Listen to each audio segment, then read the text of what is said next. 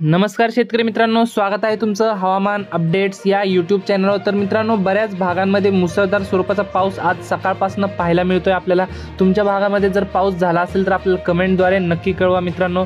तसंच आपण त्या भागामध्ये पाऊस आहे की नाही हे कमेंटच्या रिप्लायद्वारे कळवत असतो मित्रांनो।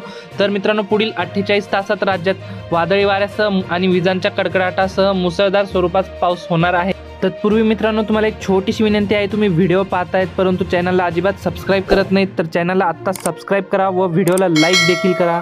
तर आपण तेच सविस्तर अंदाज जाणून घेणार आहोत। तसेच हवामान खात्याने राज्यात 4 आठवडे मुसळधार पावसाचा अंदाज देखील वर्तवला आहे। मुंबई, ठाणे, रायगड, पुणे, अहमदनगर, नाशिक, कोल्हापूर, सांगली, सातारा तसेच छत्रपती संभाजीनगर, जालना, नांदेड, धाराशिव, हिंगोली आणि परभणी या जिल्ह्यांना पावसाचा रेड अलर्ट देण्यात आलेला आहे। तर रत्नागिरी, सिंधुदुर्ग, कोल्हापूर, लातूर, बीड या जिल्ह्यात तुरळक ठिकाणी पावसाची हजेरी पाहायला मिळू शकते।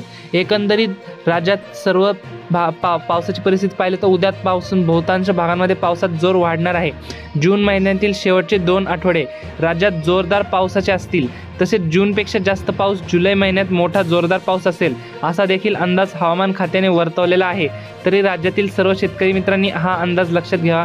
तर मित्रांनो, ही होती हवामानाविषयी छोटीशी माहिती आवडल्यास आपल्या चॅनलला सबस्क्राइब नक्की करा। धन्यवाद। तर भेटूयात पुढच्या व्हिडिओमध्ये।